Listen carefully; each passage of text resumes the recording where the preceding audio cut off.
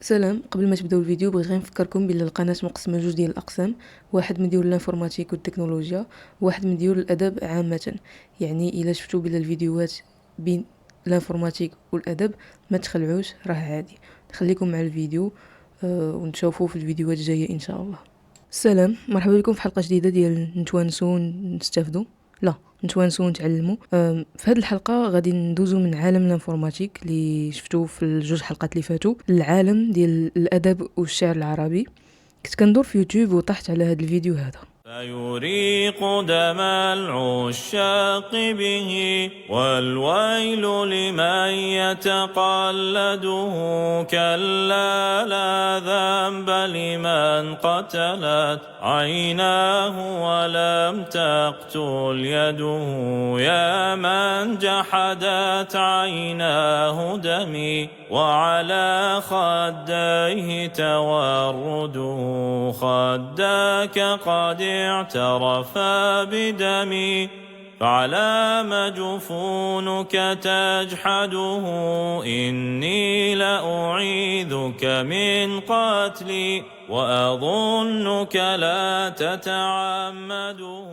باش ما نكذبش عليكم، في الاول جاني صعيب انني نفهم، حيت نقدر نكون كنفهم اللغه العربيه، ولكن باش تفهم الشعر خاصك تكون نيت خاسر في اللغه العربيه.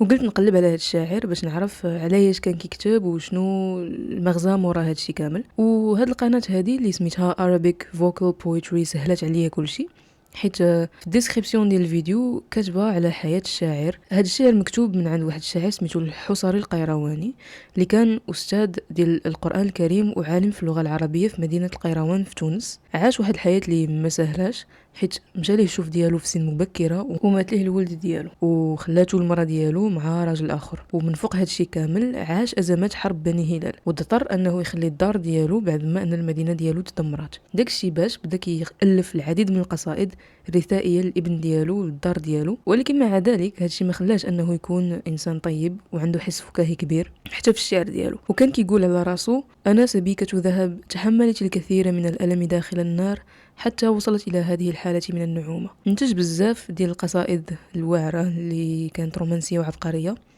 صراحه ما عرفتش انا واش كانت عبقريه ولا واعره، غير كنقرا الديسكريبسيون. ومن اشهر هذه القصائد هي هذه القصيده اللي كاينه في الفيديو. صراحه القصيده اللي كاينه في الفيديو زوينه بزاف، وبالاضافه للاشعار المديح والهجاء اللي كانت على قبل الملوك الاندلس في عصر الملوك الطوائف. يقال انه كان مشهور لدرجه كبيره حتى ان ملوك الاندلس كانوا كيتنافسوا باش يمدحوه. يعني هذاك الاهتزاز اللي كان فاش كتسمع القصيده جاي من انه راه واحد الانسان اللي عاش واحد الحياه اللي ما نقولوش عليها سهله هو اللي كتب هذا الشيء، وكتبها بالكلمات ديالو وعبر على داكشي اللي كاين في الداخل ديالو. ما غاديش ندير تحليل ديال هذا الشعر هذا في هذا الفيديو، حيت اولا خصني الوقت باش انني ندير تحليل شامل، وثانيا ما عرفتش واش غادي يعجبكم ولا لا. يعني الا عجبكم وبغيتوا شي فيديو فيه تحليل ديال هذا الشعر، غير قولوها لي في لي كومونتير ونخدم عليه وندير لكم فيديو طويل. هذا ما كان الحلقه ديال اليوم، نشوفوا في حلقه اخرى.